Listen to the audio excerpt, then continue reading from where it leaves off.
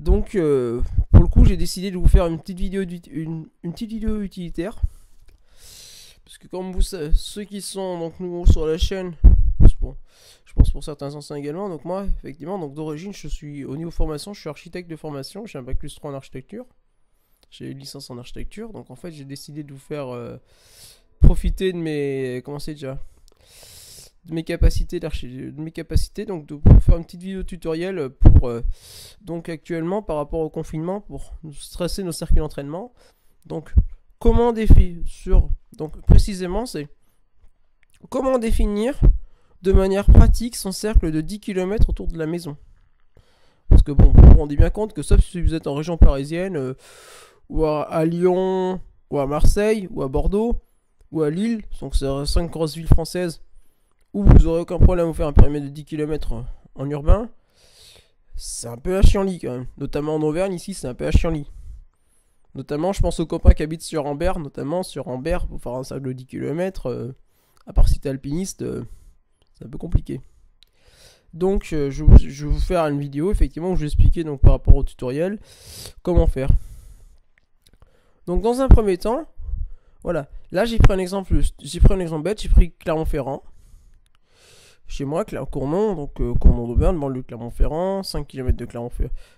5 km à vol d'oiseau de Clermont-Ferrand, à peu près. Un peu de tout à portée de main.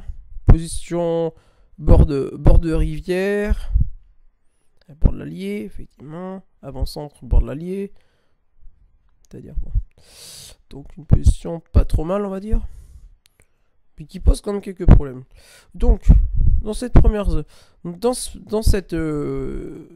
sur la carte, pour observer ici, donc le centre-ville, voilà. Donc, Cournon, il n'y a pas de problème, vous pouvez le faire. Bon, moi, sur le circuit d'un kilomètre, je le faisais régulièrement. Voilà, bon, après, c'est pas très intéressant. Notamment, j'utilisais l'ancien circuit des championnats d'Auvergne 2006 UFOLEP à Cournon. Cournonland. Voilà, avec la côte, la fameuse côte de la Motte. Donc, vous avez une première zone, donc bleue. La zone bleue, c'est la zone 10 km où vous n'avez aucun problème, vous pouvez circuler sans autorisation, sans rien.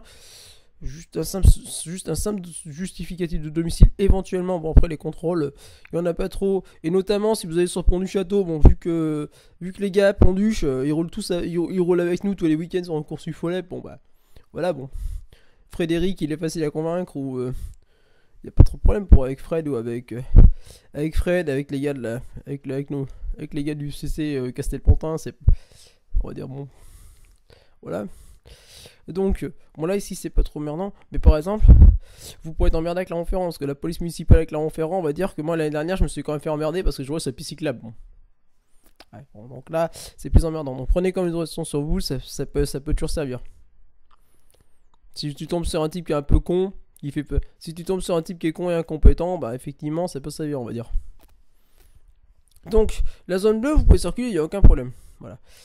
Mais par exemple, moi je suis à Cournon, c'est emmerdant, mais le cercle des 10 km au nord de Clermont-Ferrand, au nord, à l'est et au sud, je suis embêté par quelque chose, c'est tout simplement, mon cercle de 10 km, moi, il coupe dans les champs. Je sais pas, mais je vais pas aller prendre un champ avec un vélo de route, ou alors même avec un gravel ou un VTT, je vais pas aller couper à travers champ, je suis désolé.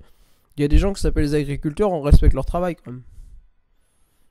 Ça se respecte quand même. C'est pas facile tous les jours, surtout en ce moment. Ils sont en train de planter, ou alors ils sont en train de commencer à récolter. Ils vont commencer à récolter d'ici peu, donc on évite de bousiller ce qu'ils font quand même. Voilà. Donc voilà. Donc là c'est la zone jaune. La zone jaune, c'est toutes les petites routes qui vont légèrement dépasser, on va dire jusqu'à 15 km de chez toi à peu près, 15 km de la maison à peu près. Ce qui va dépasser par exemple c'est la route de Lussat par exemple pour nous dans le nord, Saint-Beauzire, Vertaison par endroit, parce que Billon c'est super emmerdant. Par exemple, Billon chez moi c'est à 10,3 km de la maison, donc Billon bah ça. Et le cas le plus emmerdant par exemple pour moi c'est Saint-Jean-de-Copel. La route en fait Saint-Jean-de-Copel elle serpente sur la limite, donc je suis bien obligé de là. Je peux pas aller rentrer dans le champ avec le vélo pour faire la limite. Bon, Donc dans ce cas-là, c'est ce qu'on appelle les routes jaunes. Donc les routes jaunes, c'est les routes que tu peux prendre sont tolérées. Sont tolérées, qui sont pas trop... sont tolérées, que bon, tu n'auras pas trop d'emmerde. Donc dans ce petit rayon là, petit cerclage de 2-3 km, à peu près, on va dire peut-être même un peu plus, de 2-3 km. Cerclage FFC, c'est-à-dire 20 km autour de la maison de 3 heures, comme en novembre. Là, ça serait plus orange d'ailleurs, pour ce cercle-là. C'est plus orange, prenez vraiment une autorisation. Dans ce cas-là, par contre, si pour vous faites du cerclage de 20 km autour de la maison, comme au mois de novembre, vous prenez vraiment une autorisation avec un motif vraiment valable. Vous faites pas du grand n'importe quoi, vous faites pas de la... Voilà. Et vous roulez pas à 100.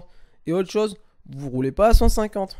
Je suis désolé, je vais pas avoir des gros paquets comme j'ai vu en mai, avec 60 coureurs, ça c'est interdit ça. Ça c'est une amende fédérale normalement si jamais tu le fais. Pas plus de 6. Donc, ensuite, et là par contre par rapport à ça, tu dépasses le cercle, ce qu'on appelle le cerclage rouge. Le cercle rouge, là, c'est interdit. Pas le droit. C'est... Non. C'est interdit, on y retournera plus tard, on s'en fout, voilà. Puis de toute façon, pour aller faire de la sortie en pleine, franchement, quel intérêt? Franchement, ça a aucun intérêt, franchement, d'aller faire de 300 mètres de dénivelé sur 100 km, c'est juste insupportable en gros.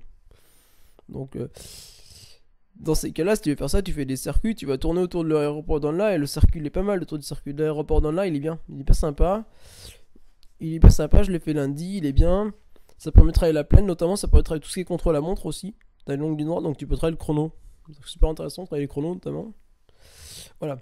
Donc, cerclage rouge interdit sauf autorisation, motif vraiment valable. Bon, moi par contre, par exemple, je vais prendre mon cas personnel. Le cerclage rouge, je peux y aller. J'ai ce qu'on appelle une autorisation handicapée. Puisqu'effectivement, moi j'ai une autorisation handicapée fait par le médecin, signée contre-signée, que j'ai fait vérifier à la gendarmerie, parce que bon, effectivement, pour savoir si c'était un motif valable.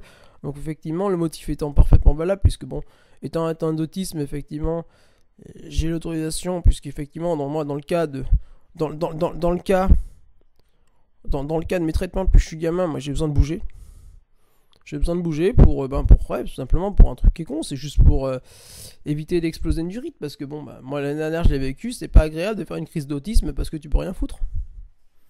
Voilà, donc effectivement, donc j'ai une autorisation médicale qui me permet d'aller dépasser un petit peu le cercle. Bon, je le fais pas, je l'utilise pas trop. Je l'ai un tout petit peu utilisé au mois de novembre pour aller faire, pour dépasser de 10 minutes les temps de sortie. Ou par exemple, pareil, dans la zone jaune, c'est-à-dire que par exemple, des fois, quand tu arrives à Railsoir, tu vas à Perrier. Perrier, le problème c'est qu'à Perrier, tu peux pas couper. Donc je prenais à Perrier, c'était à 22 km de la maison, c'était pas dérangeant non plus. Voilà, donc c'était simplement une petite explication de ma part pour vous expliquer comment on trace un circuit, effectivement, vous voyez, donc de manière assez claire et simple. Comme on m'a appris à l'école d'architecture quand j'étais jeune, c'est-à-dire d'être le plus clair possible, le plus simple possible.